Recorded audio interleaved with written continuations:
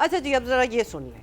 امریکہ کے صدر ٹرمپ نے پاکستان اور انڈیا کے پرائم منسٹرز کو غزہ کی تعمیر و نو اور وہاں امن برقرار رکھنے کے لیے بنائے گئے بورڈ آف پیس میں شمولیت کی دعوت دی ہے، لیکن دونوں ممالک کے جو ہمارے پرائم منسٹرز ہیں انہوں نے تاحال یہ تصدیق نہیں کی کہ وہ بورڈ آف پیس میں شامل ہوں گے کہ نہیں ہوں گے. کیا خیال ہے؟ آلدو وزیر دفاع نے یہ تصدیق ضرور کی ہے کہ دعوت مل گئی ہے، بلایا ضرور کیا ہے، انوائٹ مطلب انہیں فارمل ایک آفر ایک موصول ہو گئی ہے. اعلامیہ کے مطابق صدر ٹرمپ نے اس بورڈ کے بارے میں یہ بھی تفصیل جاری کی ہے کہ وہ خود ہی اس کے چیئرمین ہوں گے، جبکہ امریکی وزیر خارجہ مارکو روبیو اور سابق برطانوی وزیر اعظم ٹونی بلیئر سمیت دیگر اہم شخصیات اس کی رکن ہوں گی. یاد آپ کو شاید نہ ہو، اگر نہیں ہے تو ہم آپ کو ریمائنڈ کرا دیں. غزہ بورڈ آف پیس امریکی صدر ڈونلڈ ٹرمپ کے غزہ میں جنگ بندی کے بعد دوسرے مرحلے میں اس کی تعمیر نو سے متعلق 20 نکاتی منصوبے کا حصہ ہے.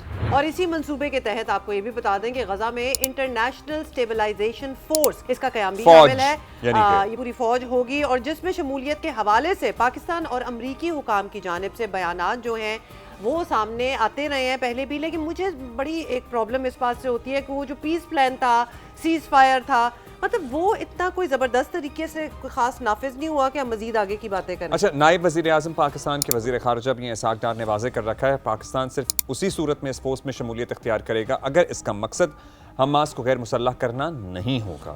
دوسری جانب wasn't that a part of the whole نکات؟